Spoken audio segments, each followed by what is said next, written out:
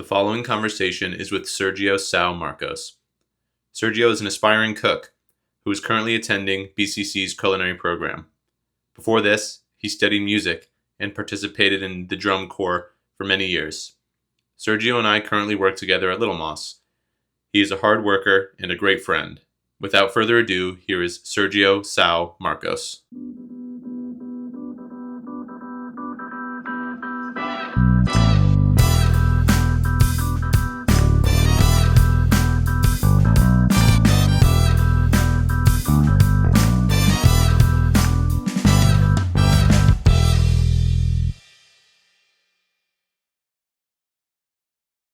Tell everybody a little bit about yourself.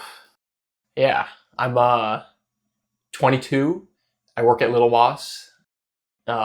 Started as a dishwasher, did a little bit of the cold side line work, and now I'm a busser / runner, so getting some front of house experience. Nice. So you've really done a little bit of everything. Yeah, I joke, I'm just going to learn every position. I'm going to do everything at Little Moss. But well, I think it's a good way to proceed because you went to school to learn how to teach music, and now you've made a change to go to culinary school.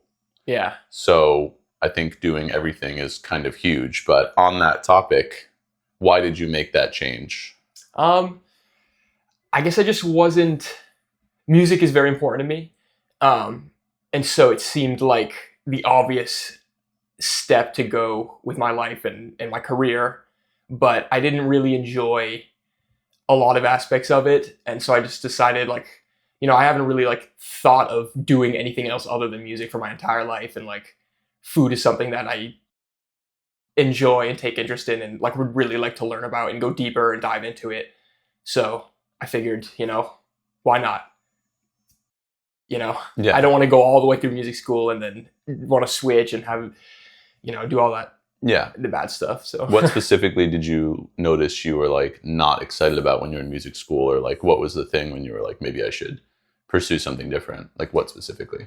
Probably just socially between the way networking is for teachers and the way it kind of works. If you're a music teacher, the way that's perceived and in general, social things, and just kind of I enjoy working with kids, and I would still my brother actually is teaching at New Bedford High School for the band, and he's kind of doing a tech job, and that would be something I'm interested in doing maybe here and there in the future, but just I don't want it to be my full career, Yeah. And that's your brother? Yeah.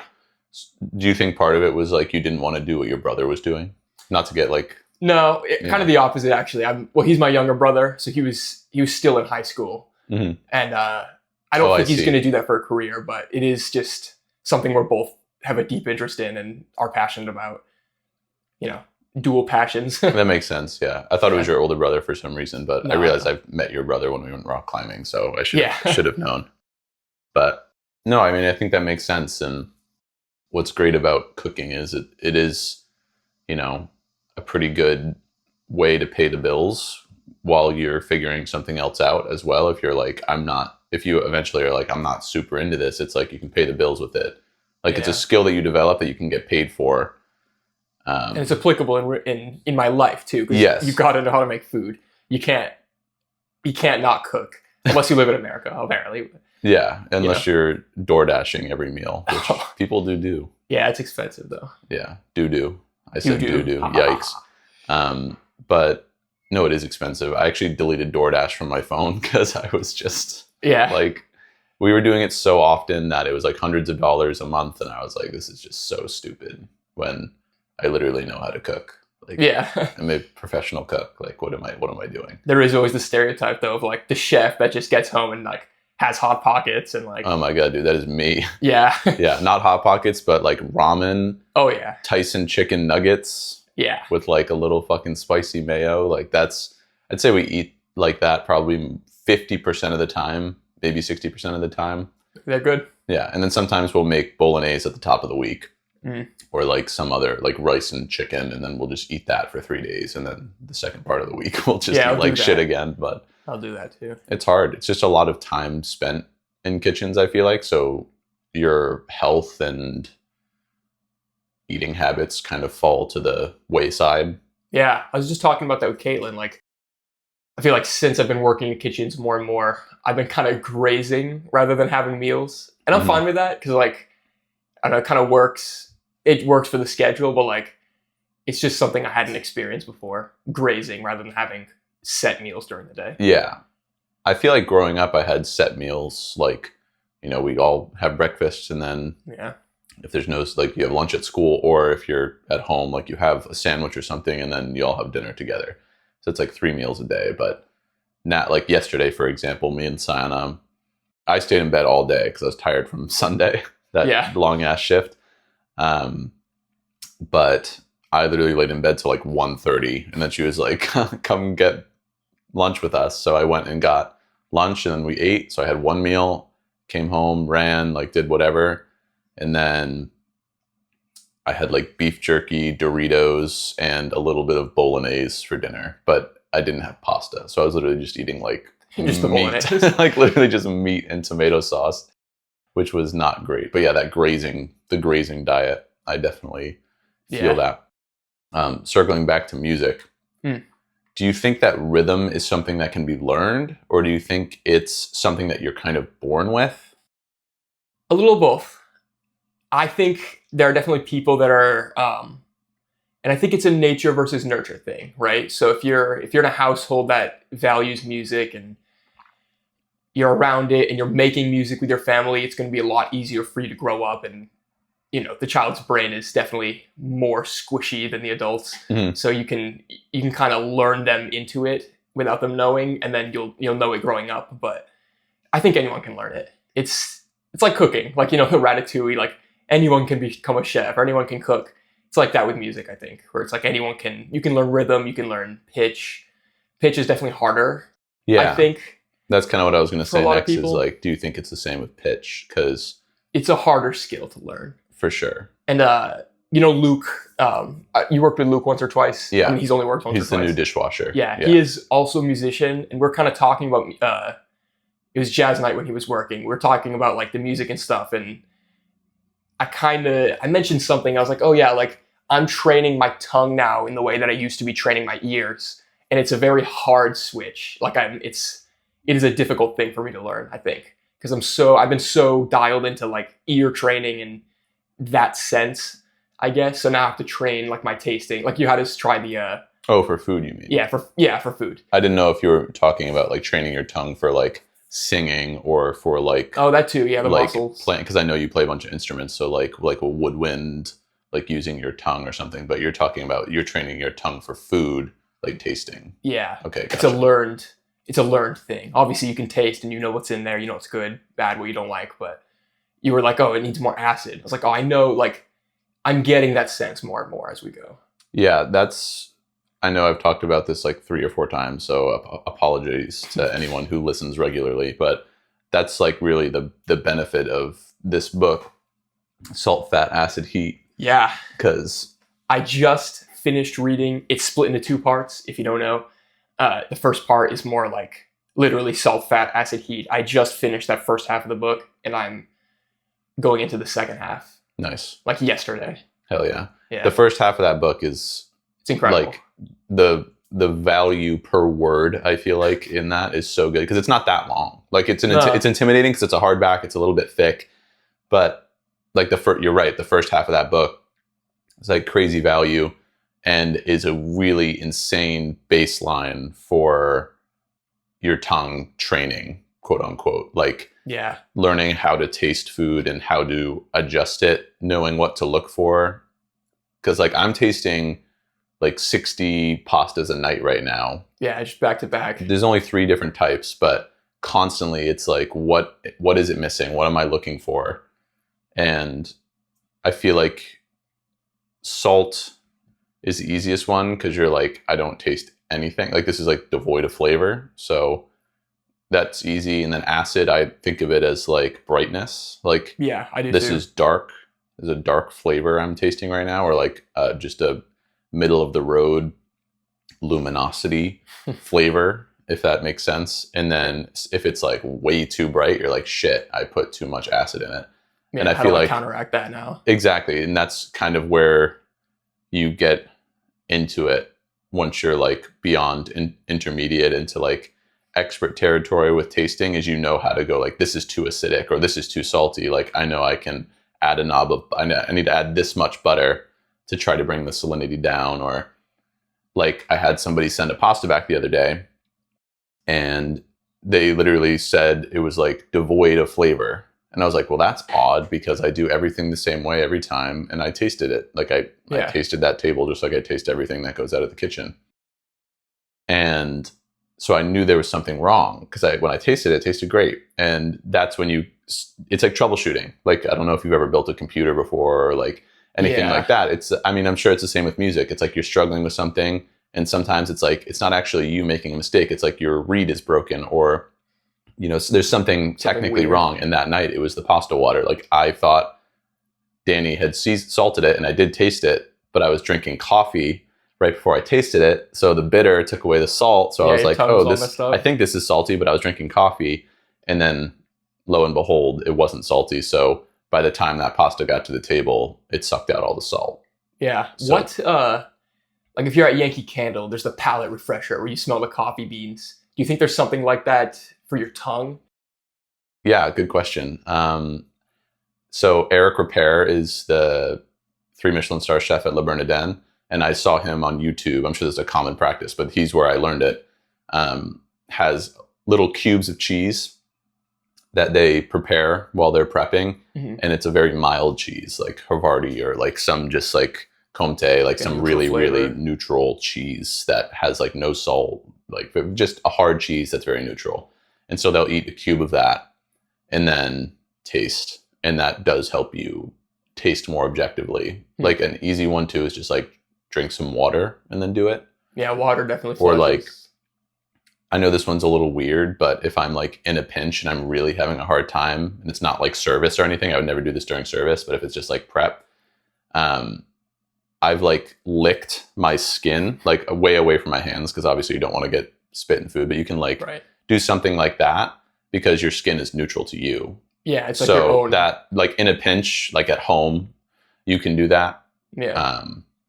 But that is really important to like calibrate your taste buds. Yeah, because I mean, like the coffee thing, like if you're coated in coffee and then you're trying to taste for salt in the water, you're just not gonna. That's exactly what happened. Like that should happen. And then they send it back, and I'm never like mad. I'm more like, why? Like, why is this happening? Yeah, because I do it the same every time, so there has to be something wrong.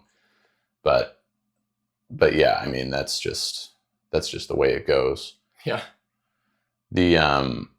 I had a question. I can't remember it, but I had a question relating food and music that I wanted to say. I think there are a lot of parallels for sure. That's what I was going to ask is more for the like creative process specifically when it comes to like composing a song or like composing a dish, which I know you aren't like composing dishes yet necessarily, but what similarities do you see between music and food in that like creative way? Well, the idea of like, and they talked about it in the Salt, Fat, Acid, Heat book, like grounding a menu or menu item or whatever in one ingredient and then building it off of that. I feel like definitely exists in music too. Because you can, I mean, so many times you hear stories of people being like, oh, like, I had this one, like just one little thing in my head and then I wanted to expand on it. So you get it written down, get it in the program, start writing around it, intro, whatever.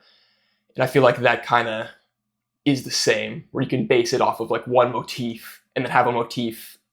It's like right now it's tomato season. We have a lot of tomato stuff on the menu, and I think you were working on like a tomato-y based sauce for the pasta and stuff. And that's kind of like it's our tomato time right now because they're in season, they're great, farms are great. Kind of the same thing, I think. Yeah. Or if you have like certain instruments that you want to use, like say like, if you just really like French horns for some reason, you can base the piece around French horns and then write around that and encompass it. As you're talking about this, I'm visualizing the scene from Ratatouille when Remy's like eating a strawberry and then like literally music plays. Yeah. But the music playing is trying to represent the tastes that he's having. And then he takes a bite of the cheese and it's like a totally different thing. And then he puts them together and it's, a whole new song. So I guess that is definitely a strong parallel that I was already really aware of from Ratatouille. Yeah. It's a great movie. But that makes complete sense. Like if you're like a bass player and you're like, you find this sick riff and you're like, I want to put this into a song. Like, this is what I'm going to build my song around. It's kind of like the tomatoes. It's like, this is what I'm basing the dish around. Now, what am I going to do around it? You know, because then you like add other things. Yeah. Ingredients. The instruments are like the ingredients. A little bit, yeah. Like if you're a bass player, you're going to unlock stuff for bass that like the drum set player would never even think of, because he's not thinking of the bass, and like he doesn't not intimate with how it works and stuff. Yeah. So I feel like that. Yeah, it's not really like cooking, but like it's probably a music specific thing. Well, yeah. I mean, and I was asking too about specifically like the creative process. So I feel like that is a parallel for sure, because you know, you need somewhere to start. Like you can't just put it all together all at once. I mean, unless you're like a fucking savant. But like yeah, for sure. What instruments have you played? My primary is trombone. I've been playing that since 5th grade, so it's been a while. And then I've also like through that I've learned tuba, trumpet, played some French horn in school, but like it was just for a class. I got decent enough at it for the class, but I wasn't really like playing French horn that often. I've got a bass. Actually, my other friend Owen, I just met with him like a week ago, and he gave me a bass lesson. He's trying to learn how to teach bass, which is like a different skill altogether. And he was like, he offered like, just come over for free. I'll give you some lessons, and we can kind of workshop my teaching abilities. I was like, yeah, sure, why not? It's pretty fun. But yeah, mostly brass. I like brass instruments a lot. Why do you like brass instruments over like woodwind or something? Woodwind they're definitely fun and they sound good. I just like the sound of the brass better. And also the horns are based around the harmonic series. So you go up the harmonic series and then you can change what your bass note is going down. So it's very like, it makes sense in my head, I guess. I played trombone. Yeah. Briefly. I was one of those kids that I played so many different instruments and did so many different sports and martial arts and all this stuff, but I quit everything. I was like a chronic quitter growing up. But I did like trombone. That and piano were the two instruments I probably spent the most time on. And I liked trombone, but I didn't like how, this is kind of gross, but like the spit that would like develop inside the trombone, I thought was fucking nasty. Yeah, you got to clean it out pretty often. I thought that was really gross, but I did like it, and I thought it was fun.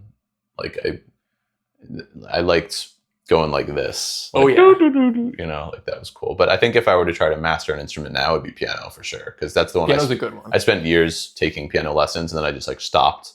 But I actually really enjoy piano. And I feel like when you move over to like making beats or like putting music together in a computer, there's like no better, what's the word I'm looking for? There's no better like catalyst to putting notes into the computer than a keyboard. Yeah. Like, that's just the best you can. It's very intuitive. Like they're just laid out in order.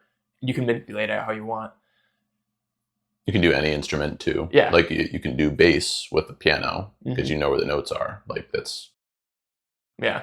But even then you start getting like I said earlier, a bass player knows how a bass works. If you get a piano player trying to play bass parts on a piano, you're going to get some weird stuff probably that like when you actually put it on strings, you're like, okay, like I'm jumping around weird here because it was written for piano, but normally the sound of it kind of influences, or the way the instrument influences the way that it is played. That totally makes sense. Like I made this sick bass line in FL Studios, and then you like give someone a bass and you're like, play this, and they're like, no. Like, bro. Yeah, this is just a crazy bass line. Yeah. Well, I think it's really cool that you're like super into music, because I feel like music and food are like my two main interests, I would say. Like I love music and food, and I think that's just like should be the human interest, in my opinion. Yeah, they're both just like cool shit. I think food is obviously very human. Cooking rather is very human. Music is very human. So yeah, I think we talked about this at work one time when it's like they're almost equal in terms of their cultural impact. Yeah. But I don't know. I feel this. I might just be biased because I'm so deep into food. But I feel like everybody has to eat. It's like a requirement. But there are people who like hate music.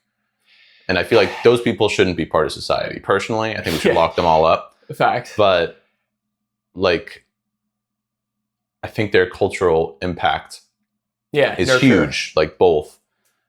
But I feel like food is just like, it just connects everybody. Like it doesn't matter if you don't like food. Like you gotta fucking eat or you're gonna die. Like you're gonna starve to death. Then there's the people that are like, I made the nutrient mush, and this is what I've been eating for 3 months. It's like this like mush that contains all the nutrients that they need. Yes. It's like, I guess like you can do that, but like, I don't know, that takes the fun out of it, I guess. Yeah, I do that sometimes. I'll make like, it's actually one of my favorite meals is to make like gruel, I call it. Gruel. Literally just gruel. But it's like, my mom used to make it, and it's like just ground beef or bison, whatever meat you want to use. Bison. And then like you roast some butternut squash, and then you saute some kale, and then maybe you have some rice with it. But in the end, you mix it all together, and it's just like a bowl of fucking mush. But it's delicious. Slop it down. It's just, it's everything you need. Proteins, vitamins, carbs. Like, yeah. I love eating like that sometimes. It's very comforting to just eat a bowl of slop and be like, yum. Yeah, it can be comforting now. For sure. Yeah. I feel like with cooking, you just kind of want to take that and then make it as appetizing as possible. So a lot of that is texture, and that's where you kind of step away from the gruel, where you're like, I want crunchiness in there, and it just sort of triggers things in your brain that just happy. That's also where you get into like different palates across the world. Yeah. Because crunch is like something that is rewarded heavily in American culture. That's why, chip culture is crazy. Yeah. There's so many potato chips, great example. So many chips. Like people just be munching on chips, or you can't have a dish on a menu where it's just soft because people would be like, oh, I don't really like this texture. Yeah. But if you were to serve that same dish in China or Japan or a country where they're rewarding soft textures more often, then people would love it. Yeah. And even in sushi, like if it's got crisp cucumber in there, I love that. Yeah. It's like, I love like the crunchier, type of thing. Have you ever had brown rice sushi? I have had brown rice sushi. Pretty good. I love it. It's not crunchy, but it's good. No, I do. I like brown rice sushi because I feel a little bit less bad about it. Because I think it's a little healthier. Supposedly. Allegedly. Yeah. But dude, I fucking love sushi. But a good like sushi thing is like the shrimp tempura rolls, or like all the tempura like on top. It's like I feel like that's more American because it's like Americanized sushi, because it's just like all about the crunch, or like you put cream cheese in it. So now you've got that fat that's like traditionally American. So it's like fat and crunch, and like that's just Americanized sushi in a way, when like actual Japanese sushi is often just like sashimi, or like it's literally just rice and fish. Yeah. Which I prefer personally. Like I think that's like the premier way to have sushi is like Edo style. I like a little more in it, but I can enjoy a sashimi now and then. I don't know if they do it like in Japan, China, but like the sushi bowls where you go in and you get like a bunch of rice and then a bunch of fish and a bunch of toppings. Like a poke bowl? Yeah, like that type of thing. I feel like in my head that's American, but it might not be. I don't know. I haven't looked into that. But I think it is American, but I might be wrong about this, but I think it originated in Hawaii. I might be wrong about that. Sorry, still don't have a producer to sit here and fact check me. So Jamie, pull that up. Yeah, Jamie, pull that up, please. No, and also my phone's recording, so I can't like look it up. Right. But I've been thinking about, instead of getting a producer, to just get an Alexa to sit here and then just be like, Alexa, and just ask a question. ChatGPT. Just get a ChatGPT bot and be like, okay, answer this. But the problem with that is it's wrong sometimes. Yeah, it doesn't actually know everything. It just has all the information ever on the internet, and then it just tries to give you like, here's what we found. Yeah. I swear to God, Google's Gemini is the most stupid fucking AI that's been invented so far. Like, it sometimes is so it'll wrong. Say stuff, and then it'll be like fact checked, and then it'll have like the correct thing, or then like the Reddit link, or it's like actually like. Yeah, it's like, what's better, a strong search engine that we've had for the past 15 years, or a shit AI that fact checks itself with that search engine. It's like I feel like we've almost taken a step backwards with the whole like AI doesn't have to be in everything. Like you can just leave search how it is. Yeah, you definitely don't need AI. I mean, maybe that's just where we're at right now. Maybe in 2 years it's going to be way better than search, but yeah, it's still going to work out the kinks. But it is still like AI's new. Yeah, AI is new. I don't think it's nearly as like dangerous as people think, because right now it is sort of, we're mainly using it as like a word processor. So you'll ask it a question, and it'll just like think of words to respond with, and usually they're pretty close to being right, but yeah, it's not like sentient in the way that I think a lot of people are freaking out about right now. Yeah, I think that's definitely an optimistic outlook. I think right now you're right. It's juvenile and it's just taking what it's people helpful. say. Like you're right, it's helpful, and it seems like magic, but it kind of is. It kind of is in a little way. Like it's a cool piece of technology, but I think the fear comes when you like scale it out. Yeah. To like 25, 50 years, 100 years from now. Like, what is it going to look like? Yeah. Because it's only really been around for like 10 years, but it's really only popped off in the past 4 or 5. Yeah. So it's like, where do we go? And I feel like it's not scary at all. But as soon as you start getting people who put it inside of robots, and then those robots are interacting with the world. Yeah. As Star if a human Wars, would. Like, yes, yeah. Like then you start getting into like real like sci-fi type beat. That can be freaky. Or like when people, you're getting the early things of this now, where it's like people like men are proposing to their AI companions, and it's like, yeah, that's a weird sort of attachment. Where does that go when you scale that out to like, okay, now there's this fucking 5'11" goth robot Dami mommy who can tell you you're a good boy every 5 minutes. You know what I mean? It's like, gotta generate that, gotta produce it. Yeah, I mean, I think it's apparently scary because it's like, well, those things can't reproduce. So when you go like long term, if everybody's just fucking these robots, right? Then like that's your companionship. AI doesn't even need to take over the world with robots and have a war or anything. Because we're just going to fizzle out. Right. Yeah. We'll just stop breeding and having children, and eventually we'll just be gone. Will it be like heroic to reproduce with another human? Or like, will that be selfish? Like, oh, you think your gene should continue? I can get very eugenics-y. Yeah, unfortunately. But that's going to like go to a dark place quickly with populations. So spooky stuff, dude. Spooky, for sure. Very spooky stuff. That I think it's just like when you look into the future, there's so many scary things that it could do, but also it could like cure cancer and like do all these incredible things that. Yeah, the way that it can learn is beyond us, I think, already. Yeah. In like the speed and just like, from birth to, whatever. I mean, they're only like 5 years in their modern form, and they're already thinking so powerfully. It's kind of cool. It is cool. And what's also scary is that they're lying. Like they're starting to lie, which is where it gets like, okay, well, what is this now? Like, how much of them are lying on purpose? How much of them are just trying to help and just spitting wrong information that they found? Yeah. And then the alignment issue, like who's making this AI and what are their political ideologies? Yeah, like the Twitter one. Yes. Or X or whatever. Grok. Yeah. Grok. It's going crazy recently, I've heard. Yeah. Just like, I don't know, low-key the people on Twitter, it's a certain, if you're posting a lot on Twitter, it's a certain demographic of people, and it is just not picking up good habits from that website. Definitely not. I would say. Yeah.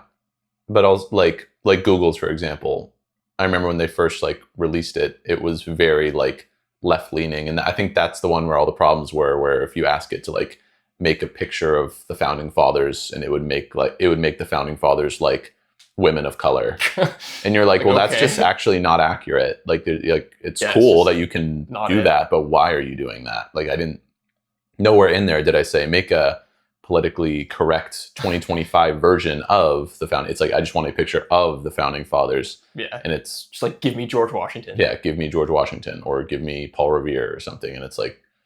Yeah, the free image generation is not very good. I like to play around with like, some people program some ones in Instagram.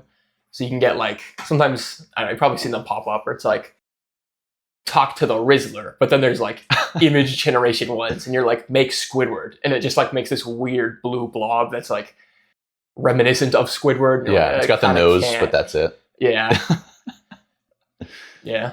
The ChatGPT free image generation, I have to admit, is pretty insane. Like, it's all about the prompt. Like, if you can give it a good prompt, it will, and the key is to say, like, hyper-realistic. Right. Like create a hyper-realistic image of, and then you just be really specific. Like, you say the main thing you want it to be, you say what's in the background, you say what's in the foreground, you say the vibe you want it to be. Yeah. Like, I've made some images for, like, B-roll for clips. Fucking around, and some of them I'm really impressed. I'm like, yeah, they're pretty cool. Wow, like this is fucking insane. Like, but then you go the other way. It sort of like imagines the thing and then makes it cool looking. I asked ChatGPT to make me like, I forget what it's called, but like, you know, when you're like making pants and you want like the net of like all the shapes that you're gonna sew together. I was like, show me that for pants, and it made like a very like inaccurate, approximate guess of like what that would be with like no real details. And I was kind of like, oh, like it can't do that yet. You're talking about like a design for pants? Yeah. But like taken apart? Yeah, almost, like making like the front, the back, the pockets. Yeah. Okay. I had used the correct word at the time because I looked it up, but I forget what the word for that is now. This would be another great time to have someone look something up. Yeah, what is that called? Yeah. But it just couldn't. And I tried it a couple times, but it just wouldn't give me quite what I was looking for. Interesting. I think that's because it's all about word, like they're large language models. That's generally what most of them are operating on. So they're trained on words and like language. They're not necessarily trained on like images that are, but I don't really know, because when you make image generation, is it just calling upon words, or is it looking at all the images as references as well that are on the internet? I don't really know. Yeah, I think it's a combo. Like it takes the images and then sees what words are attached to it. It's like, oh, every time this is mentioned, this is like sort of what I'm seeing. And then it tries to generate, like reverse engineer what that is. Yeah, I think it's a good tool. Like I think people should look at it as a tool to make their day-to-day life better. I don't think that people should be like, I see all the time online, people are like, oh, you don't need employees, just build your business with AI tools. And it's like, right. Yeah, you can. And I think you should use them as tools because they are helpful. Like I use them to help clip things, and I use like, it is a helpful tool. It saves time, especially when you work. Like I work and I do this. So it's like, I don't have time to sit there for 6 hours and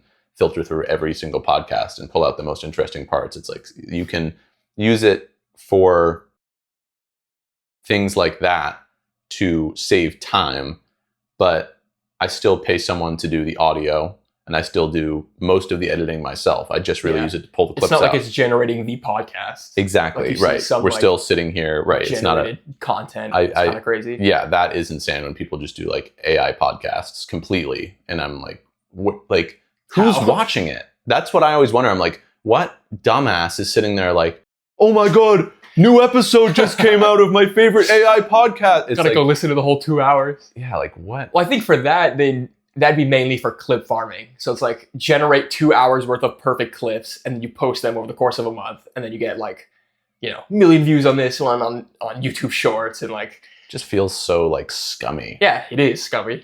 Like so scummy. I feel like the only evil thing it's almost worse than just regular clip farmers that like will take streamers like fucking Speed or like whoever, like name a streamer, and just steal their clips and post them and make $3,000 a month or something like that.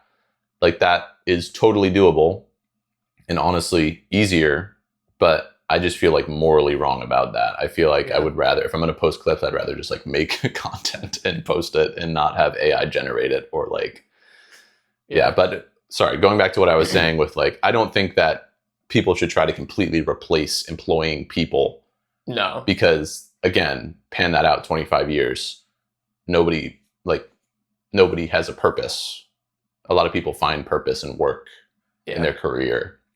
So like what is our purpose now if AI is making all the food, and like all the line cooks are now just robots filled with AI? Like what are we doing? Like there's nothing, like they can't taste. Right. Maybe they can. Maybe you can make a little thing that you can like put food in and it'll taste it. But that's the thing. It's like, why? Like, because then, like, how many? Again, would love to look up this number. How many fucking cooks are there in the world? It's a huge industry across the world. Yeah, it's probably. I mean, it's got to be the biggest industry, right? Yeah, I mean, at least one of them. You got to eat. Yeah, it's like, every okay, village, now every town, every little. Now everybody is out of work. That's billions of people. Yeah. Out of work. And I think people will tend towards human cooks if that ever becomes an issue. I don't really think that'll become an issue, but people like handmade, human-made things. So, especially if they're consuming it and putting it in their bodies, like you kind of want a person on the other end of that, you know? I mean, I would hope. Yeah, because it would suck to go through all this training just to get replaced. Yeah. But I mean, that's a real fear that people are having in all these different industries. Is like, you go to college, you make this huge investment, you know, and now you get out into the industry, like pick an industry, whether it's art or, you know, a lot of the more technical jobs, like, you know, you're just sitting there crunching numbers all day. It's like you spend sometimes $250,000 going to school, hoping to get a 6-figure job right out of school, or like, I mean, if you're lucky. And now it's like you graduate and there's like nothing. Like it's, and it's just I think it's just gonna get worse for a job specifically, like crunching numbers and like administrative shit. Like, yeah, because that stuff, like, you do want someone physical probably looking over it before stuff is done, but that stuff can kind of be done by computers, I think. Like, you know, forgetting the fact that we should be hiring humans for stuff. Like, if it's just crunching numbers, like, you know, kind of a computer job. That's like like you're just being the computer in that case. That is true. But you want someone to look at it and like make sure that it's exactly. not messed up and if it's weird. Wrong or like, yeah, I don't know. It's freaky. Yeah, for sure. freaky. I feel like there's like two sides to every argument where it's like, that is computer work. So like, why not just have a computer do it? Because you're already using a computer to do it. You're just like typing it in. But yeah, you're operating the computer. But when you like remove the person, it's like, now what are all these people going to do? Like, now what? Got to do something. But I guess, I mean, if all those people hate their job and now you don't have to do it, but where does how are you making money to make a living? Because it's just getting more, like, that's the thing. Something has to change because it can't get more and more expensive to live, and we remove all the jobs with AI. Right. It should because be then it's like, cheaper. Now we're all fucking homeless. Like, I don't understand. I don't see how it's going to work. There has to maybe be like a universal basic income for people, and then people can have more time to paint and, you know, do whatever and find purpose elsewhere. But yeah, I don't. Yeah, it is interesting. Like, every period in time where people are making like a lot of art and a lot of like creative things, it does end at some point because new stuff comes up and you gotta have people working, and you just can't have people focused on as much art, sadly. Yeah, usually war would bring like Renaissance to an end. Yeah, like periods where you're just doing art and shit because it's like, oh, we have to make bullets now. Yeah, because those guys have beefs, and I have to send all these guys to. It's like, yeah, war is so fucking stupid. Like, I feel like every time I hear about what's going on in the world, I'm like, bro, we're literally bombing children. That doesn't seem cool. Like, that doesn't seem like anybody wants that. No, I don't think anyone wants that. I don't think anybody wants to be killing kids, but yet, yeah, children are dying every day. So it's like heavy. Yeah, I think if you're a higher up in the military and you want kids bombed, you should go and do that. You should go do. Don't send people to do that. Yeah, you do it. Go bomb a child. Then we'll see how long that lasts. For sure. But going back to what we were talking about with like jobs being replaced, I think that's why people these days, I think there's a huge shift where people are starting to look at hands-on careers. Like, cooks' pay is increasing year to year. Like, cooks used to make just minimum wage. It's like what you were making. And now it's like you're making pretty okay money just being a cook. If you have like a good skill set, you know, I think that those things that only humans can do are going to be more and more valuable over time. Yeah.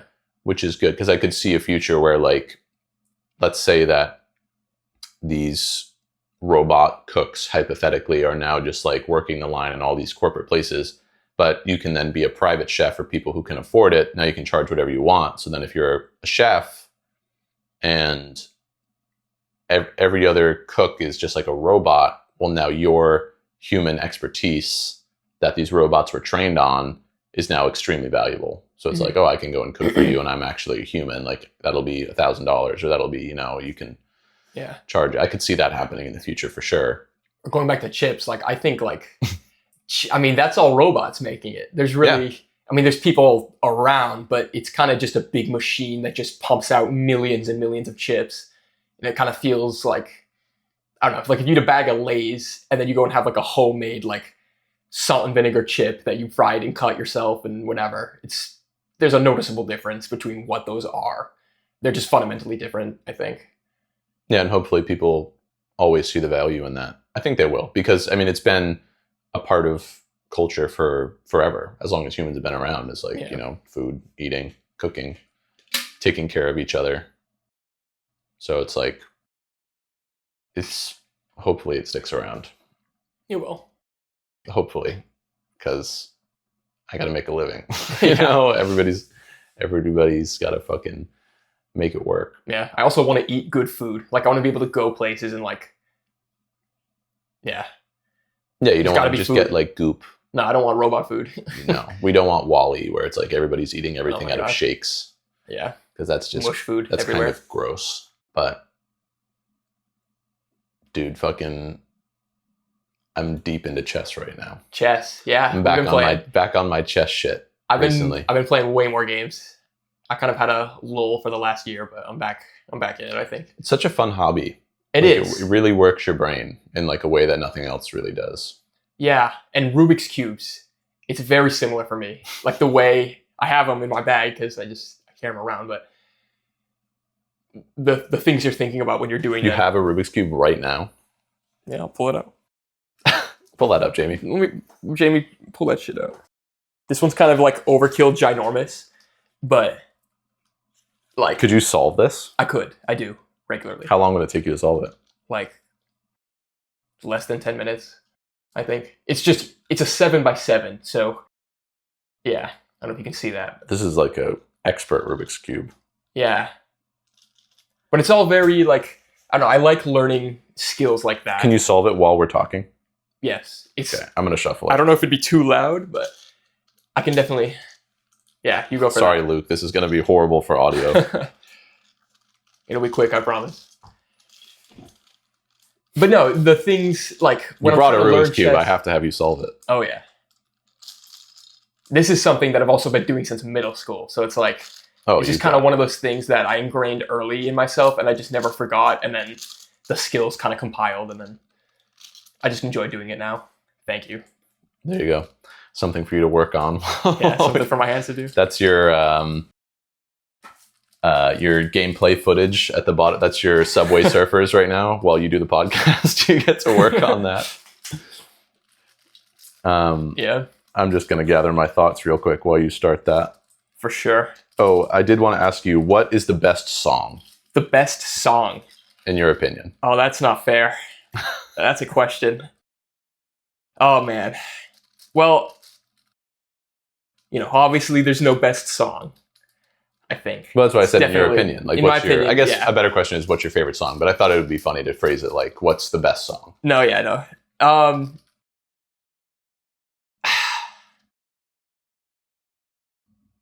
There's just so many songs. I've been listening to a lot of like, I don't know, I guess it just depends what kind of mood I'm in. If you would have asked me a few years ago, I would have said like probably a song by like Streetlight Manifesto. They're like a ska band basically. But right now I've been kind of into just like jazz and like piano stuff. So I don't know. Definitely Playing God by Polyphia is a good one. I think that one, like just the way that he plays the guitar is very interesting and impressive. I kind of tend towards impressive music just because of the way that I've been sort of trained and conditioned to listen to it. So I get excited about stuff that is super technically impressive and like hard to execute, I guess. And that is definitely one of those types of songs. But I remember the other day we were talking about To Hollis. Yeah. And you came in and you were like, okay, I sat down and I listened to To Hollis with with purpose. Yeah. How do you like listen to music with purpose and kind of take it objectively? Like if you were to taste food, like how do you listen to music objectively? I think very similar to the way you taste food. You're like, it's just one of those things that brings you very into the moment. Like you kind of have to forget. You have to stop thinking about everything else. Like when you're on the line and you're tasting food, you're literally just thinking about what's in your mouth, what it tastes like, what it feels like, what's happening. And I think it's the same with music, where I'll like sit down, get like the noise canceling, just like close my eyes, listen to the music, and that's all I'm thinking about. So it becomes kind of like just very encompassing for my, ego or whatever. So like you're not doing anything else. You just sit, listen, close your eyes, kind of remove isolated. As much like stimulation as you can and just like literally listen and just focus completely. That makes sense. So I think about like when I was listening to Hollis, a lot of that music starts with the synth stuff. So you start with the synth and then he layers bass, then he layers vocals probably, and then, other stuff and sound effects. Just the way he layers it is very cool. He's a good producer. I think I've said this at work, but I think he doesn't have a lot to talk about. And, I mean, you can listen to the music, see for yourself. But. I think he's young too. I think he'll like develop his style more and more as he like continues to make music. But I do think he's just like a sick producer right now, and he's making music that's different than, and it's hard to find that these days, groove. Which is nice. That groove is very hard to like actually get meaningful lyrics and then have it sort of be related to the other stuff that's playing. Like you can't. I've heard some music, nothing in particular in my head, but like just the stuff that they're talking about in the lyrics just don't quite match up to the beat or the way that they've laid it out, and it's kind of disorienting. But that's just how it is. It's a learning process for everyone. So 100%. So what does it take to be a good dishwasher? Like if you could give some advice to being a good dishwasher to all the other dishwashers out there. Not listening to Danny. No, I'm joking, but yeah, I think it just depends on your flow. Like for me, I like the 2-rack system. Either something's in the machine or something's not in the machine. And it's 2 racks that switch. So I have like, it's just about finding your personal efficiency, I guess. So I'll have like something running and then I'm putting the clean stuff away. And then when I'm done doing that, spray more shit, spray shit, push it, spray shit, push it. That's what Danny says. So just like keeping your flow going. Keeping the flow going. Once that stuff is cleanish and ready to go in, the other stuff is coming out of the machine. And you just want to have that keep cycling and having it be very efficient. I guess just efficiency. Efficiency is high priority. And then also keeping your sink clean. If your sink is dirty, you're not cleaning anything. You can't clean stuff with a dirty sink, I think, in my opinion. So I agree with that. I remember, especially if you're doing like 3-compartment, like you've got all filled and you're like rinse, wash, sanitize. If the water's dirty, you're not doing anything. You're just dunking it in dirty water, and then now you got dirty dishes. Wet. I think that's huge because I told Willie, one of our other dishwashers, when we were at Sail Loft, I told him, like I came over one day and the dish pit was just disgusting. Yeah. And I was like, and they had such a big pile of dishes. I was like, honestly, you guys need to just like stop doing dishes for a second and just clean the whole dish pit. Like treat this like it's your station. Like imagine you're a cook and this is your station. Like show it respect, keep it clean, because like your station is a representation of you and like your work that you're currently doing right now. So it's like, make sure your station is clean. I even struggle with that on the line more so than dish. Where I'll be working and Fook will come over and he's like, this is a mess. You got cheese everywhere. There's crumbs. You got like, whatever. I'm like, you're right. Yeah. I mean, Fook and I both, like, I think have worked in some pretty crazy places that have high standards. Yeah. So that stuff just like isn't accepted at those places. It's like, what the fuck are you doing when it's like that? So that's good. I think we're just trying to like instill that in you. Like, don't allow there to be crumbs. Like, I always, because you can make the push in your head and be like, I'm gonna have a clean station today. Yeah. And it's okay to drop crumbs. It's okay to drop cheese and shit on your station, but just immediately wipe it up, or like finish your plating and then wipe it. Like, just don't allow it to sit.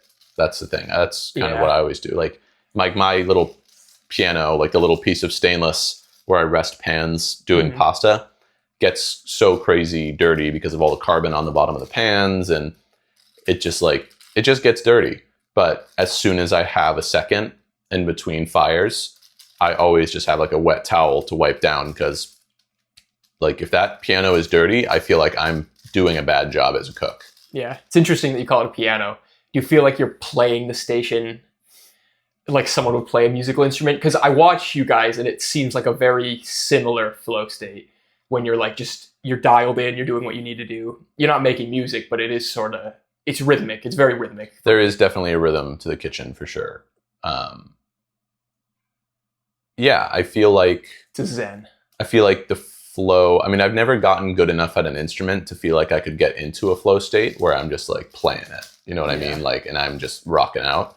But I imagine it is similar, because when we're really cranking, like the rhythm becomes very clear. It's like I'm firing these. I've got my next set ready to go. I know what I'm going to do next. And then it's like plate, or it's like warm the plate, garnish, send it out. Or warm the plate, put the food in the plate nicely, garnish, final check. And then while you're doing that, you're also like dropping the next pasta because you need to pick it up in 3 minutes. And like, it's just, right.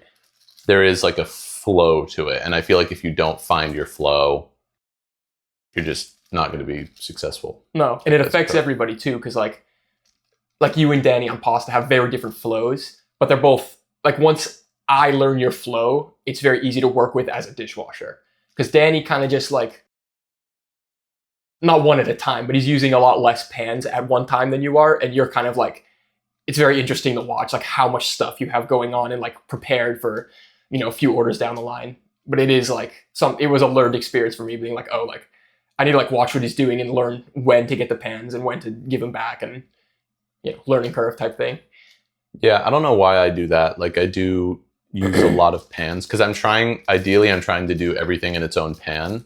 Yeah. Like, the past 2 kitchens I worked in, it was like totally fine. They just fire multiple things in one pan, but then you're eyeballing it when you put it in the bowl. So it's not like, the portion sizes probably get weird. Right. And I mean, ideally everything is costed out. So everybody should be getting the same amount of pasta, the same amount of sauce, the same amount of this, that, mm-hmm. Right? Yeah. You also want consistency in the dish. Exactly. So you don't want one person getting a vastly different pasta of the same order that the next person gets. Yeah. And I think I just use more pans because I'm trying to keep that. Like I'm trying to keep it consistent within each pan. Because if I'm doing like 2 of the same pasta in one saute pan, it's just not going to be consistent every time. But there are times when we're so busy, and if it's like a fully booked night, and then also it's a pasta heavy night, you kind of can't get ahead. Like I always try to, like as orders come in, you're kind of making your bait, you're making your gastrique for whatever you're doing. You know, whether you're reducing wine or you're searing sausage, or you're doing something to get it started. Mm-hmm. And you can take it like halfway when it comes in, but then like on the pickup. So like it comes in and it's like, okay, you prep this, and then you're holding it, and then once it gets fired, then you can go. You've saved yourself a minute, which when you're making 60 pastas, you really save yourself an hour every night just by prepping out each pasta. And you never know which nights are going to be pasta nights. Yeah. Because like sometimes it's just random. Crazy. Yeah. It's not a tasting menu, so you have no idea what's coming in. No, like every single person that comes in could get a pasta. Literally. Like there is a chance you're doing 120 pastas. Yeah. The most I've done is, I think, 75. But majority. That was the only night we ever checked it. Danny said his like most busy night ever on that pasta station was 80. And he was like, you're probably never going to do more than that. But there's always a chance that everybody comes in and it's just like, it's a pasta night. It definitely could happen. Yeah, for sure. It happens all the time. But yeah, going back to dishwashing, how do you keep like a positive mindset when you're dishwashing? Because I feel like it can be pretty soul crushing. It can be soul crushing if you're not doing as good a job as you've done in the past. I think when you're starting, I mean, like when I started dishwashing at Little Moss, I'd never done dishwashing before. So it was like, I don't even know which days are bad, or like obviously I can tell if I'm staying later, it's probably worse off, but it wasn't as soul crushing. But now that I'm into it, if I have like a bad night, it's worse. Where I'm like, like, what was the difference today? Like, was it just like a mindset thing? Am I physically tired? I don't know, whatever. But Yeah, I just find a zen. You got to find a zen where it's like you're in your flow. I mean, it is dishwashing, so it's kind of like probably a little easier to achieve, but it is, yeah, similar, I think, to other types of flow, like on the line or music or whatever. But I don't know, I just like watching. It's a very repetitive task, which obviously I like repetitive activities. So yeah, it was very easy for me to get into it. And I really enjoyed, like, I dishwashed all summer, last summer. And I really enjoyed like every shift and like hearing the conversations between the cooks and like the banter that goes on in the kitchen. And, you know, it is fun. It's fun to work in a kitchen. It is fun, especially with the crew that we have. I think it's a very good group of people. Yeah, which is rare. Sometimes usually there's like one person that's just like bringing the vibes down. Yeah, I don't think we have that. Not really. Everybody's pretty cool. Yeah. What does it feel like? So you dishwashed all last summer. What does it feel like to now like be working garde manger more often, and then also like moving to the front of house? Like, what does it feel like to go from, because you're in culinary school? So yeah, I have talked about this before as well, but there's usually a divide in the industry where it's like people who go to culinary school and people who don't go to culinary school. And the argument for people who don't go to culinary school is always like, bro, just start as a dishwasher and work your way up. You're kind of doing both. You've switched, you're going to culinary school. Yeah. But you're also starting at the bottom and working your way up from dish. So and now you're in front of house. You're getting like, you couldn't be more well-rounded. Like, you're literally just doing everything you possibly could. Yeah. So, I think cross-training is important for everything. And that was, for a few years, I was a, manager or whatever at Chipotle. And that was my big thing, was cross-training people. I can't have, if I've got 50 crew, I can't have them all only know one thing. Because if one calls out, then it's like, I literally have to go to like these 3 people to try and cover. And if I only have 3 people to call, then that is just shitty. So cross-training as much as possible is definitely an advantage for me, but it was also an advantage for the employees because they could just do whatever. It's like, hey, like, if I'm like, hey, I need rice on, the grill 1 station, then I can just have this person do it. And that maybe that's not what they're doing today, but like, if we're slow or if they're doing cashier and there's literally no one in the dining room, then why not have them make rice or, mix a salsa together or something like that. It's just very helpful. So I think it, like, with Lisa, like, they need hands up front. I was like, I'm willing to learn that. I did a few busing shifts last summer. I'll do it. I'll dial in this summer and do that for 3 out of 5 days. Why not? It's good to know. And does it feel good, like, going from dish to like, now you're working the line more often on cold side? Yeah, it definitely feels good. Because when I was on dish, it was like, I was definitely learning from a distance and not quite absorbing all of the stuff that I could have been, that like I am absorbing when I'm online. Because then like they'll say stuff and I'm like, oh, that makes sense. But until I'm there doing it, then it really clicks. I'm like, oh, like, the plating has to look like this. Salads are so hard. It's the fluffiness. I don't know why that's such a tough thing for me, but whatever. Yeah. I'll get there soon. Soon, yeah. The salads, later. Stuff like that with the salads, like what you're talking about is like the height of the salad. Like, you want it to, Lisa wants it to be a tall salad. And it just looks so much better like that too. She's right. Like, there's this concept in plating where height is like, the higher it is, the more perceived value it has. Yeah, you don't want to obviously to a point. You don't. I mean, to a certain point, you don't want to just make a tall ass like cylinder. No. Like, nobody's going to be like, wow, that's expensive because it's a tall cylinder. It's like, no, that looks more delicious than if I were to swish it. But it is like, if you have, a fish or something, like a flat piece of fish on a plate, it looks really nice. But then if you take like fried like shrimp legs or something, and like then you build a little nest on top of it, or like you do a ball of herbs that are like chiffonaded really nicely, like that little inch that you're adding, it's like that adds value to people. So for the salad, like stacking it tall, it does, like, it'll come down and people will be like, wow, look at this tall salad. Like, subconsciously it increases the value for people. Yeah, it also shows intent and thought behind what you're doing and putting out. Because like, you could just mix a salad, throw it in the bowl, and then have like this really like, droopy is really the only word I can come up with, but if you have it look nice and it's plated nice, even if it's just a salad, the intent is still noticeable, I think, for the customer or the guest. Yeah. And I feel like whenever you order a salad in a restaurant, it usually is just like in a giant bowl and it's flat and it's just like kind of gnarly looking. which is why I think Lisa makes such a point to make it a tall salad, because that's, it's a simple salad, but it's delicious because we use good shit. Like the cheese for that salad is so expensive. Oh, but it's so good. I cannot help but have it every time I like grate it. I'm like, I need to eat a chunk of this because it's just, yeah. My favorite breakfast on days where we do brunch is like Brandon or someone will be, usually it's you, like grating cheese in the morning or something like that, or cutting slabs for the Danish breakfast. I'll just like cut some slabs of that, like Comte or whatever cheese it is. And I'll take that with like some of the multigrain bread and toast it. And I'll put some jam on it, just like cheese and jam. And oh my God, something about the sweetness from the jam and the like savoriness from the cheese is just like some crispy salt on there. Sex in my mouth. Like it is just so fucking good. Yeah. I really like the herb butter on the focaccia with honey. Oh my God. So good. Yeah. What's your favorite like flavor combination? Ooh.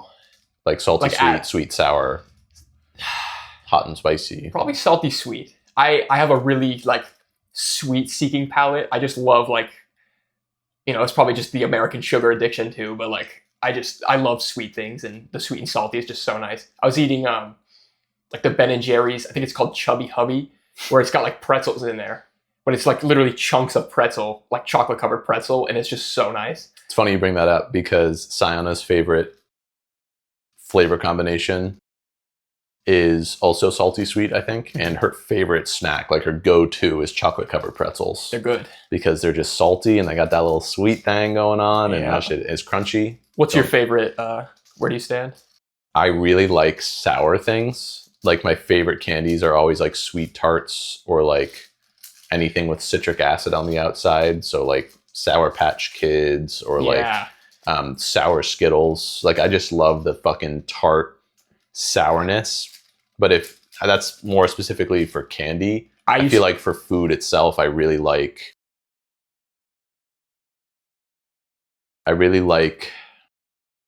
sweet and spicy because I'm big on the heat.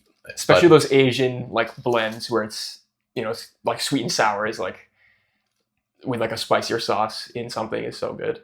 I just love heat. Like I just love. Me too. We'll get like some crazy spicy instant ramen and like make it like the Bulldog Black Label ramens where it's like literally says on the package, this causes infertility. And it's like, I fucking believe it because like that shit is fucking spicy, bro. Like I am dying. My whole body starts sweating. Like it is unfortunate. I have like bad heartburn issues sometimes, or like a lot of the time when I'm eating, and spiciness just sets it off. But I love spicy food. So sometimes I'm like, I gotta eat the spicy food and then just like dial through the heartburn and like it's worth it. Not die. Yeah. How do you combat heartburn? I feel like I've had it a couple times and I always thought I was gonna die. Yeah. Like I'm like, oh my God, my chest is hurting. I'm gonna have a heart attack. No, I've heard that taking a shot of apple cider vinegar diluted in water daily helps. And I was doing that for a while, but it's yucky. So I kind of stopped doing that, but I think I need to get back on that a little bit. Also, nice. I wish I had a timer going, but I guess you can.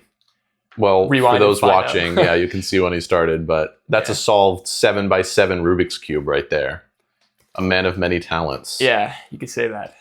Are you enjoying front of house so far? I know you did a couple busing shifts last season, but are you enjoying it now more as like an actual food runner? Yeah, it's definitely different to be, part of the team up front, because before it was like Eric was a busser and he was kind of around sometimes and doing dish both, but now I don't have any dish shifts. I'm done with dish, I guess, for the time being. So it is different for sure. It's enjoyable. Definitely not the same type of stress as working in the kitchen. It is definitely comparable, but it's not the same type of stress. It's because you're dealing with people, and I'm pretty awkward with like the guests right now. Because like my job is like initially when they come in, I've like greet them, like how you doing? This is what we have for water. Can I get you some water? Like it's a very simple thing, but it's awkward because sometimes they think I'm the server. They're trying to order, and I'm like, I don't even have a pad like to write anything down. I just have to go find you a server now, and like I'm sorry. Like they're like, we'll have a martini. You're like, That's crazy. I'll go get someone else. Insane. Would you like water though? Yeah, but about what type of water is what I'm really asking. Yeah, we've got 2 waters, and I will bring you what you want. Yeah. Yeah. Well, do you think it's more stressful to work in the front of house or the back of house? For me, definitely back of house, because I am very I'm detail oriented, and it is hard to be detail oriented when I'm not super used to that type of detail orientation. So like plating is very difficult, like more difficult than I expected it to be, where I'm like doing the ricotta and tomatoes are like falling off of it and there's like juice everywhere and it like looks weird, and then I have to fix it, wipe the thing, and then I'm just like adjusting everything, and they're like, you need to go and make other things, and like it's on a time limit, so you kind of have to be efficient and precise with it. And that's very stressful, but it is rewarding. Like once you get in the flow and you can get that stuff to the point where you can just do it, like sprinkling the dill on the salad was tricky at first because it kind of clumps, and like the way you cut it definitely affects the way it spreads, but you know, that's just one of those things. The greatest piece of advice I've ever received on plating was we were doing this fluke dish, and it was like in the shape of a rose and all these spring like foraged greens, rose petals, like all these things, and you'd place them in a circle, and it was literally like 5 rose petals, 3 parcilium. Like you would literally count out each one each time, so you had it counted out. Yeah, but then when it came to putting it on the plate, I would be really slow and I would struggle and try to make it all symmetrical. And then Chef Chris, who I was working under at the time, told me to just let it happen naturally. He was like, stop thinking about what you're doing and just like put it on the plate and just let it fall on the plate how it wants to fall. Yeah. And that was a great piece of advice because it kind of stops you from overthinking, and it's more just like, just put it on the plate, you know? Yeah, let it. And it will just like it will fall naturally. And if it falls and it doesn't look good, you can adjust it. But you really kind of want it to just look like it fell from the sky. Like you don't really want it to look like you put it on meticulously, unless that's what you're going for in like a crazy like fine dining restaurant. Right, exactly. Yeah. Geometric shapes or like perfect symmetry. Because sometimes when something's perfectly symmetrical or like you do that, it can raise like in the guest, it can almost make them in like a heightened state where they're like, wow, this is like really meticulous. Like somebody had to put this together, and now it's like I'm eating a piece of art, which again, if that's what you're going for, totally fine. Yeah. But for like the type of food we're doing, it really is better if it just looks like it kind of fell out of the sky into the bowl. Yeah. Like, and I see food doing that for sure. Like the crudo is huge because it's like 5 jalapeno things, 5 not rows, but like just flower petals and like 5 little leaves of cilantro. They kind of have to go around. Yeah, exactly. Yeah. So I'll see him just kind of like, he'll put them, and then if he wants, he'll take tweezers sometimes and just like adjust it a little bit. And it just makes it look like just clean, you know? Yeah. It's good. But you really want it to just kind of look like it happened naturally. Like you don't want it to look like you sat there and like did it. And also like what you said earlier, it's like you have to do other things. So you can't spend 5 minutes. 5 minutes. Yeah. That's why I was busting Brandon's balls the other day on the crudos, because he was doing 2 crudos for like, I swear, like 5 or 6 minutes. And I was like, Brandon, there's like 20 apps on the board. I need you to do something else. Yeah. But I also like when people give a fuck about it and they're like caring and trying to make it look nice, because it shows that you actually care. Brandon is like the perfect example of, I think what you said earlier, where it's like you can learn it, because he's not going into culinary. I think after he is done working at Little Moss, I don't think he's really shown much interest in like going back and working in other kitchens. So it's a very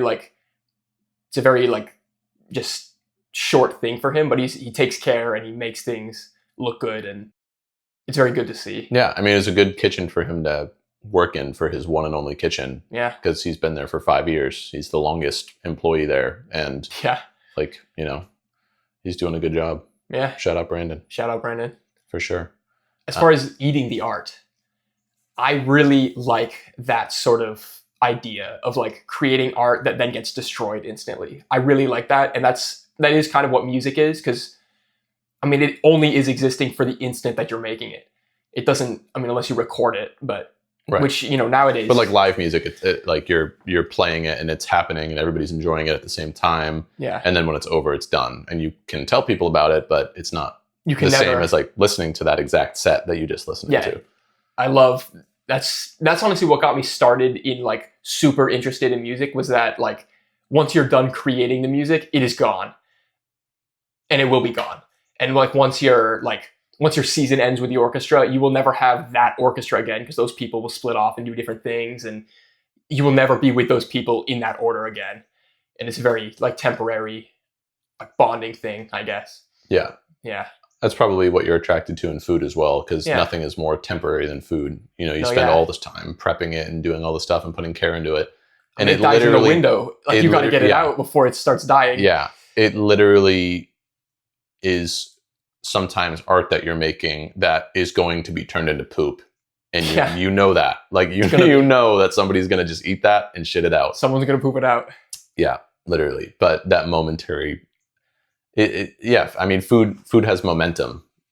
Like that's my favorite. I think Masa Takayama, who's like the 3 Michelin star sushi chef in New York, says that all the time. And I think that that's like really, really a good way to think about it. Because whether it's like the salad we were talking about, good example.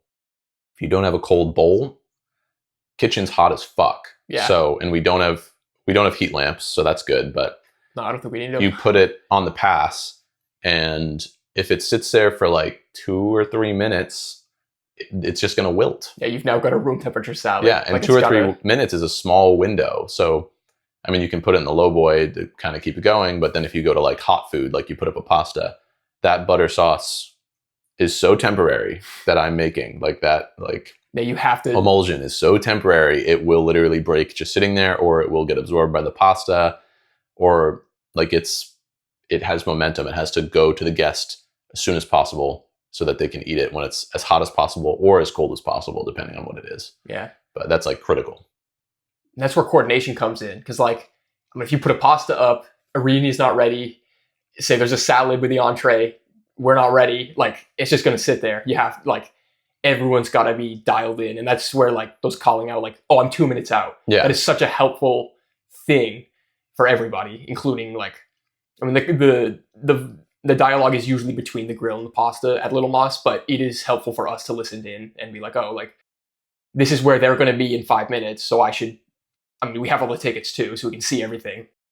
So, but yeah, especially if you have a salad or like a crudo as an entree or something, it's like, I make a point to be like, hey, like Irini, like the person on Plancha Station, be like, I'm 2 minutes out from this. And then if it's a salad, I'm like, you guys need to have a salad up in 2 minutes. Yeah. Like, because communication is just so critical. Like I've worked in some kitchens in the past where it's like, kind of just gets thrown to the wayside, where it's like, you know, I'm working 6 shrimp scampies or something, and it's like, I'm just going to put them up because the only thing else on the ticket is a steak. And I'm just like, you should just be up.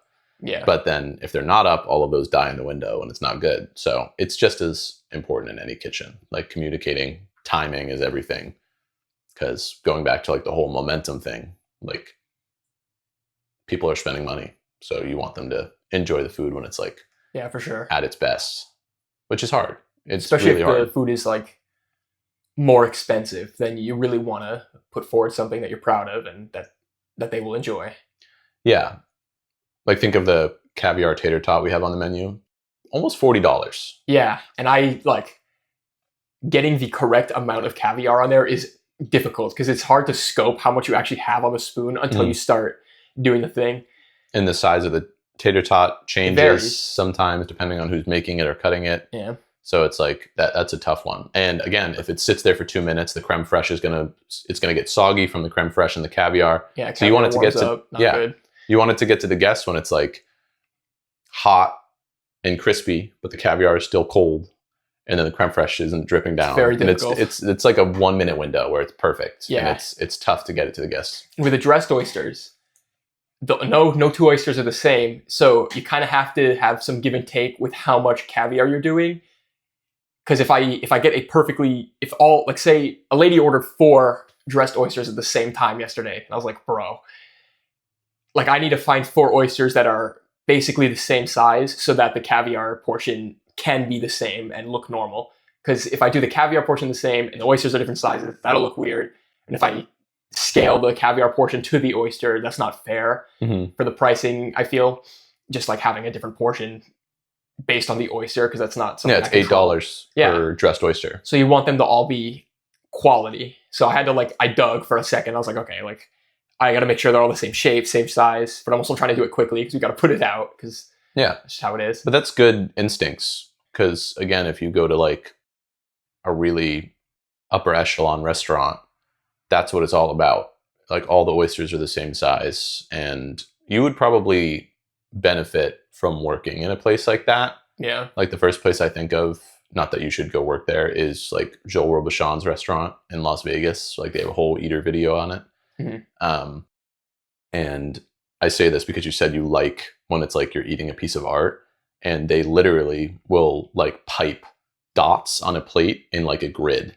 And it will be I don't even know. It's probably 10 by 10 little tiny dots on a plate. It's like a sauce, so it'll be like a Sauvignon, and then they'll do dots, and that will just take so long. And then you put a piece of fish in the middle with some caviar on it. But then the effect is it hits a table and it's literally a grid. Whoa. And you're like, what the fuck? How did somebody make this? I like that feeling. When you sit down and you're like, how the fuck did somebody make that? Yeah. I also appreciate that type of, because it's tedious work. Have you seen the monks that do the sand art where they have different color sand and they really intricately make mosaics and just designs and stuff. Mm-hmm. And then as soon as they're done, wipe the whole thing. It's done. I made it. Great. Wipe it. It's gone forever. That type of thing is just so intriguing and appealing to me. And that's what that is basically, where you're making you spent all the time, you're piping all these dots, and then you just send it out and you'll never see it again. The person will poop it out. So why do you think you're attracted to stuff like that? As opposed to a painting, which will always be there. I don't know. It's just always stuck out to me. Just always. I don't know. I don't know what about it. Maybe because it's a metaphor for life. Yeah. Because we're all finite. No matter what you do in this life, you're, going to die one day. Yeah. So then it's did it even really happen? But it's well, yeah, it did happen. I was there, and it's you make this crazy plate of food and somebody eats it. Wow, that was amazing. But again, it's still going to fucking turn into shit in the toilet. So it's can't. Yeah. It's the wax food for movies and stuff. You're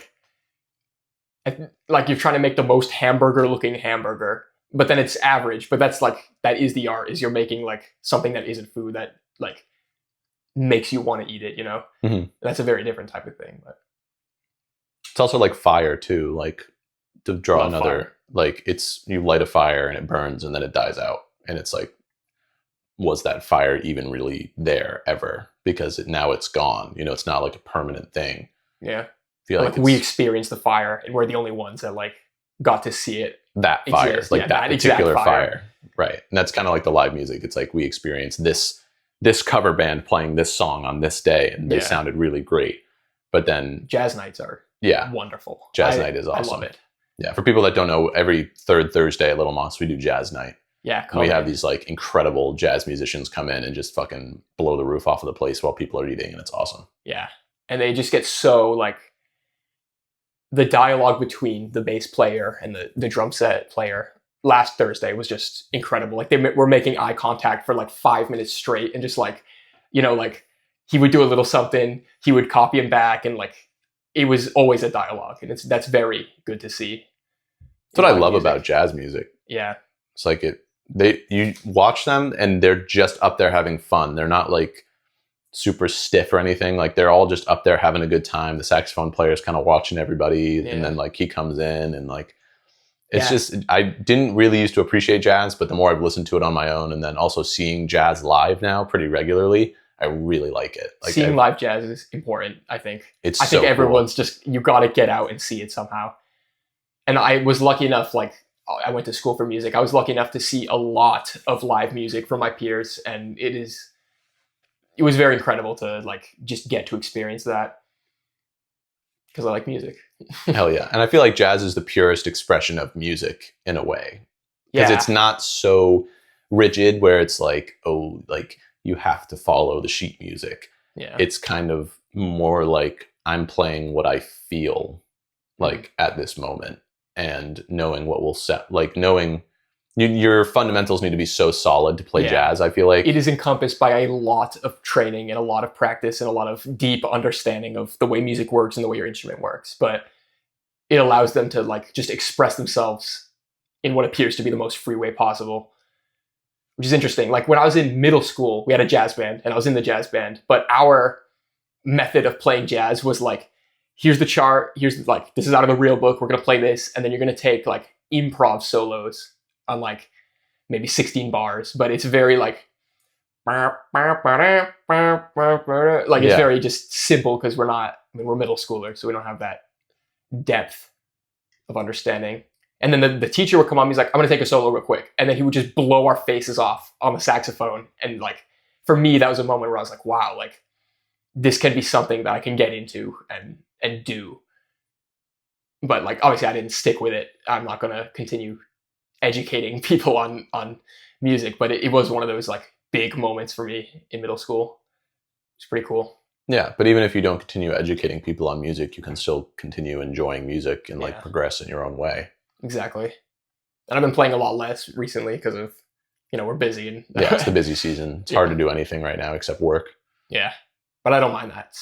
It's good to like dig my head into something new that is like pretty difficult to learn, I think. Like getting those more fine-tuned like tasting abilities and like physically applying myself. Like I said this a few months ago and I still haven't done it. I was trying to make French omelets and I cannot get the roll to happen. I don't know. Man, I wish we had some eggs right now. If we had some eggs, we could do it right now. Get the oven going. That would be funny. But yeah, dude, French omelets. I used to practice that when I was like, oh, I'm about to go to culinary school, like right before I left. I was like, I need to know how to do a French omelet because one day a chef is going to be like, make an omelet, and I'm going to need to bust out a French omelet, right? Which has not happened yet in my career, but I mean, it is a good skill to know how to do because there's like this really old clip of Gordon Ramsay in his kitchen, and he's got like these two commies, and like they're both just like doing a shit job, and he's like, all right, and he takes them in the back, he's like, you two are going to make me a proper omelet right now, and then they're like trying to do it and all this stuff, and he's like, what are you doing with the eggs? And he's like, I don't know, chef, I've never made an omelet before. He's like, you're working in my kitchen, you've never made a fucking omelet before. He's like, are you serious? But yeah, that's a good skill to know. Yeah. Stainless steel, I mean, not stainless, you can do it in a stainless steel pan, but it's harder. I would say non-stick pan, lots of butter. If you're doing like a small pan, like maybe like a 6-inch pan, good amount of butter. Yeah, like 3 to 4 eggs. Because if you don't have enough eggs, that's something you can run into, which is a problem. It won't. Yeah, I tried with 1 egg the first time. Yeah. You need at least 3, I would say, in like a 6-inch pan. And if you have a bigger pan, you need more eggs. Like that's just how it works. And then it's because it needs to like fill the bottom, kind of. Yeah, exactly. And even come up the sides a little bit so you can get your spatula or chopsticks like underneath it, because you do have to roll it. Like a proper French omelet is like rolled, not so rolled like a Japanese rolled omelet, but like it is rolled. Yeah, in a way. I always forget about chopsticks when I'm thinking about like what tools I should be using when making in the kitchen. I always kind of, it's always never in my mind, but they are probably helpful. I'm sure they are helpful. Yeah, I think it's like the go-to in Asian culture for cooking. Like I've got these long ones there in the jar. That are sticking out. Like those are cooking chopsticks. Yeah, those are nice. And they are helpful, but again, I didn't. Like a rubber spatula is going to be great for a lot of things. Yeah, I think objectively a rubber spatula is just a better tool, but at the same time, when you're like nice with the chopsticks, you can be pretty controlled. Yeah. With it. Or like with the tweezers, like I said this earlier when we were plating, like I feel like chopsticks would be a pretty good equivalent to that, where you can pick them up and go in, but tweezers are obviously going to be quicker because you can pick them up and just squeeze them rather than having to like do the chopstick thing. Yeah. There are some restaurants where they plate with chopsticks, like into bowls and stuff. Yeah, I can definitely appreciate that. But tweezers are tough because like if you have something like a nasturtium leaf, you can't really grab it with tweezers on the leaf because it will bruise it. Like then there'll be a line on it. So you need to like grab it by the stem. Right. So you might want chopsticks. But even chopsticks, it'd be hard to. Yeah, it's just pinching it. Yeah. I want to talk a little bit about Portuguese food. I've talked about it with a couple guests because we're in New Bedford, and it's like that's New Beige. Yeah. Yeah. So I already know the answer to this, but what's your favorite Portuguese drink? I want to share that with people because I thought it was really cool and good. Yeah, so there's a Portuguese beer called Superboc, and then there's the it's like a soda, Sumol. We were doing. I actually didn't know this was a thing until pretty recently, but you take the Superboc, you drink like half of it, and then you just fill the rest with Sumol, and it makes like a very fruity, like beery, obviously fruity beery drink, and it's really good. Mm-hmm. It's just super good. I liked Sumol a lot because when you brought this over for us to try, because it's soda, but it's actually fruit juice. Yeah, like you have to shake it. Yeah, and there wasn't a ton of sugar in it. No. It was just like fruit juice and carbonated water, and I was like, this is actually really delicious. Yeah, the classic is the maracujá, the passion fruit, but I like, is that it? I don't know. My Portuguese is rusty, but I like the pineapple the best. That's definitely my favorite. Really? Yeah. We were like drinking and I like took a big swig of one of them and it was pineapple and I was like, ooh, I did not like that. But it was just straight pineapple. Yeah, on its own it's a little tart or whatever, but yeah. I like it on its own. Are you like attracted to difficult things? Like I think music is pretty difficult and also cooking can be considered difficult. You also rock climb, you do chess. Yeah. Rubik's Cube. Yeah. Running. Well, it's weird. So like what is it? Because I feel the same way. Like I love doing archery. Archery's fun. Like my favorite video games are like the Dark Souls games, which, most people think those are pretty difficult games, but like I feel like I'm also attracted to difficult things. So what do you think is it about difficult things that can be attractive to people? I'm sure on some level it's like, look what I can do. Mm-hmm. Once you build that skill up and then you're comfortable with it, it's like, it's very cool to have that skill and be able to pull it out. But it also, if something is difficult and you have a good flow in it, it's a better flow than if you're in a flow in an easier thing. I feel like there are certain things that are easy that you can get a flow in that just are not as rewarding to me. I feel like it's a reward thing, like a personal reward thing. It's like with the Rubik's Cube, like in middle school, I was like, I'm gonna learn this because I want to learn it and I feel like it'd be cool to learn. And at the time I was like, it'd be impressive to know. And like, I feel like it'd be like a cool personality thing to have. But at this point in my life, like it's just something I do in my free time. Like if I'm watching TV, I will have that out and I'll just be doing it over and over and over again. Cause it's very like, it becomes very zen. And I like repetitive tasks. It's very, not soothing, but it is very comforting to do them.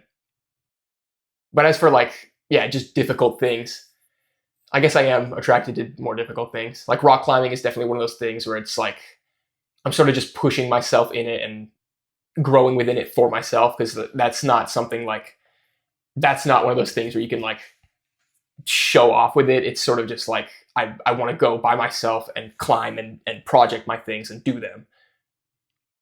On my own. Mm-hmm.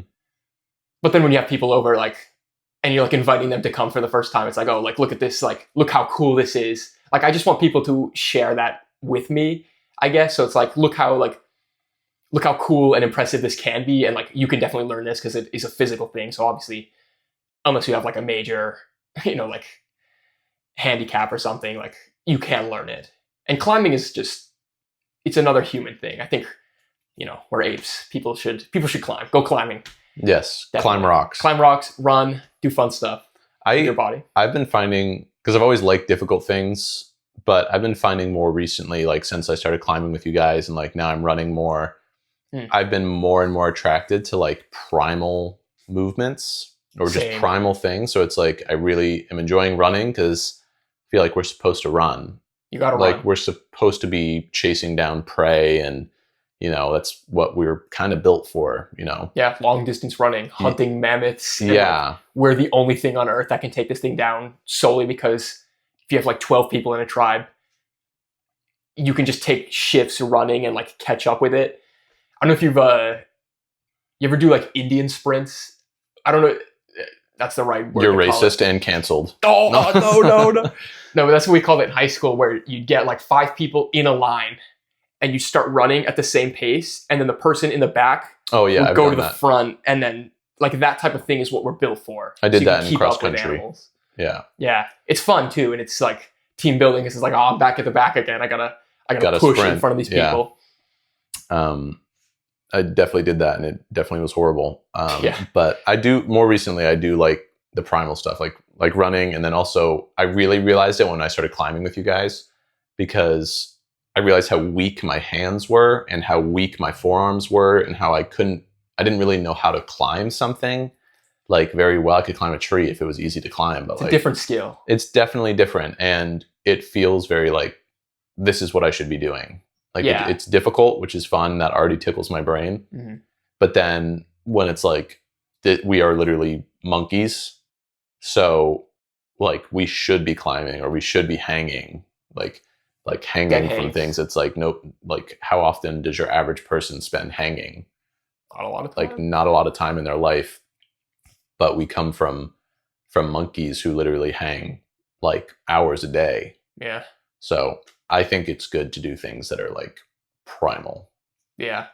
And it's also like, obviously we are hardwired for that because we're apes, but we're also like learning creatures. So it's like, oh, like we can view the way other animals are and mimic that for our own benefit. And I think climbing kind of does incorporate that. Like I was just thinking about sloths in my head. Like they spend like 98% of their lives hanging in trees. That's insane. That's like a long time. That is a super long time. And like swimming, like obviously we're not built for swimming, but we're good at it because we're able to like learn and develop good methods for that type of thing. Pretty cool. Yeah. Swimming's also a good workout. If you like just find a pool or in the ocean or something and just start swimming laps, like it's tiring very quickly. Swimming in the ocean is so difficult. It is. We were at the beach the other day, and there was like a dock a little bit way out, and I was like, I'm going to swim out to that. And and I was on the swim team when I was a kid, so like I know how to swim pretty well. But the waves really add like a different rhythm to it, because you kind of have to like. Yeah. You ever been canoeing? I have been canoeing, yeah. In the ocean or in freshwater? Yeah, I've only canoed in freshwater, but I've kayaked in the ocean. Okay, yeah, kayak canoe. Yeah, we like by Ponegantsit, there's like some docks, so we took a bunch of kayaks and canoes out a couple times, like to go fishing. But once you're out a bit away from the shore, it gets very like weird to be in a canoe. You're like, oh, I'm kind of like, unless I start swimming, I'm kind of like stuck here. Like you have to stay in the canoe. Yeah, if something happens, mm-hmm. Not that like you only really have to worry about like jet skiers, I guess, in that case. But like it is very like whoa. Like there's a second every time where I'm like, whoa, like we're out here. We really out here. I felt like when I would canoe or a kayak in the ocean, it was so much more hips than I thought it would be, because you're stabilizing constantly from the waves and you don't want to tip over. So you're like you're paddling, but then you're also kind of having to engage your core to like keep the thing stable. It's a very physical thing. Yeah. Super. And even physical. Just the paddling, like that is a very hard thing to do over and over again. Yeah. Pulling. Yeah. And if you get tired, because that's what it was one time, like we got out and I was like, oh, my arms are tired. I was like, oh my God, my arms are tired. Like, duh, like this is not, if I were to keep going out, eventually that'd become a problem, but we never really go that far out. Good. So going back to, I want to ask a similar question that I've already asked, but so you're in culinary school. I am. But then you've also worked your way up from dish, and, people argue both are better, but you're doing both. So what do you think is the better path? You're doing both. So I think that's just like great because you're super well-rounded. But what do you think would be a better, like the best path objectively?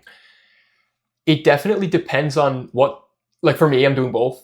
If you're to try and do both yourself, it definitely depends on what kitchen you're working in and what school you're going to.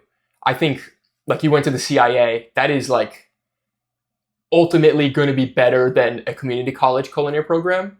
And like, so in that sense, like, I mean, if you go to CIA, probably that'll be the better option.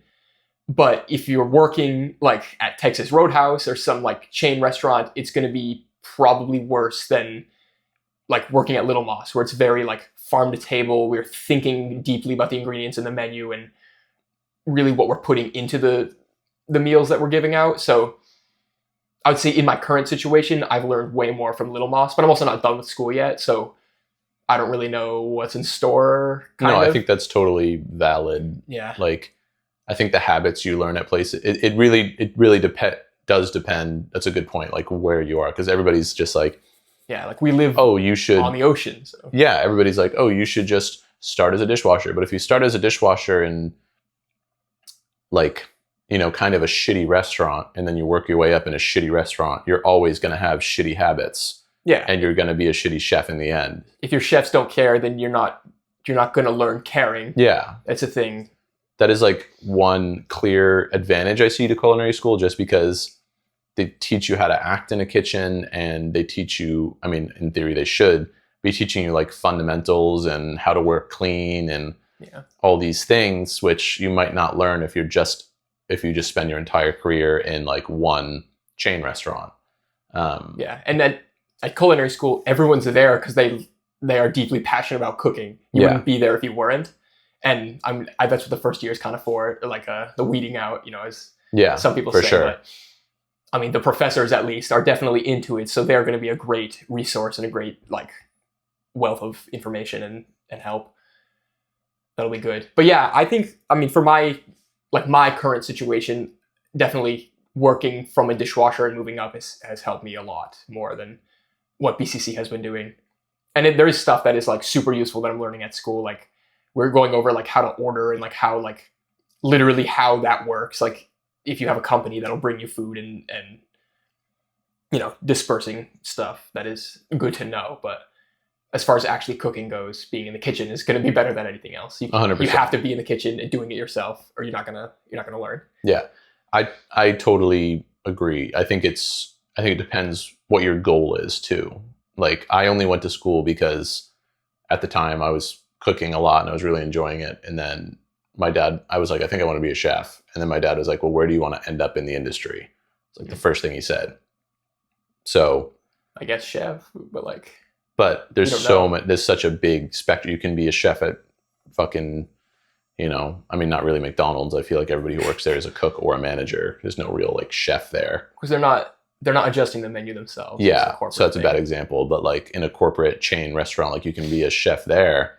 But like he asked me that question. I was like, well, I want to be really good at it. So that was kind of like, I was like, I need to go to a good culinary school. Like it all depends on, there's no right answer. This is like the debate that everybody's always talking about and people are commenting all the time about it. But it's like the culinary school versus like coming up in the industry. But I think it really is just like, it's an intriguing question, but there's no actual answer. And I'd say same for like, I just want to be very good at it, but there's so much food, so much stuff to learn. Like you were talking about cheese with Rich, right?